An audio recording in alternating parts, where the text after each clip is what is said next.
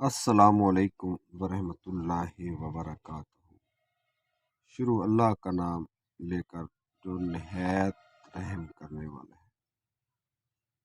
میرے بھائی، آج کا میرا موضوع ہے، آج کل بدگمانی، غیبت، تہمت اور بہتان لگانے کا دورہ ہے، خصوصاً سوشل میڈیا کا سہارا لے کر، اور کچھ لوگ جھوٹ کو سچ اور سچ کو جھوٹ ثابت کرنے میں لگے ہوئے ہیں۔ ایسے حضرات کے بارے میں اسلاف کے بہترین اقوال۔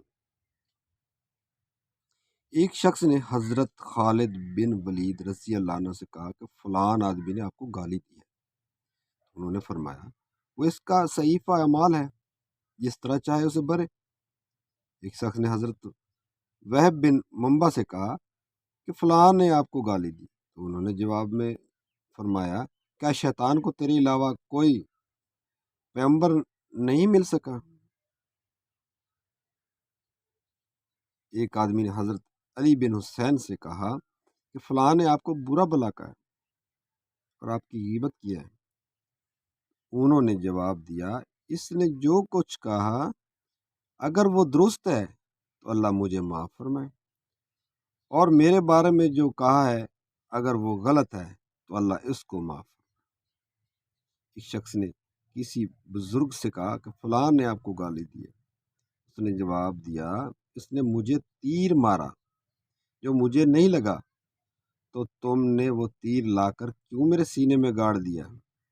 ایک شخص نے کسی صالح آدمی کے سامنے چگلی کھائی، تو انہوں نے فرمایا، تم نے 3 جرم کیے، میرے اور میرے بھائی کے درمیان دوری پیدا کی، میرے خالی دل کو مشغول کیا،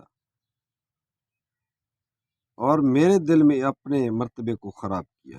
ایک شخص نے امام شافعی رحمۃ اللہ سے کہا کہ فلان آپ کے بارے میں بدگوئی کر رہا تھا، تو آپ نے جواب دیا، اگر تم سچ کہتے ہو تو چغل خور ہو، اگر جھوٹ بولتے ہو تو فاسق ہو۔ چنانچہ وہ شخص شرمندہ ہو کر چلا گیا۔ میرے بھائیوں، ہمیشہ سچ کا ساتھ دیا کریں، جھوٹ بولنے والے کا کبھی ساتھ نہ دے۔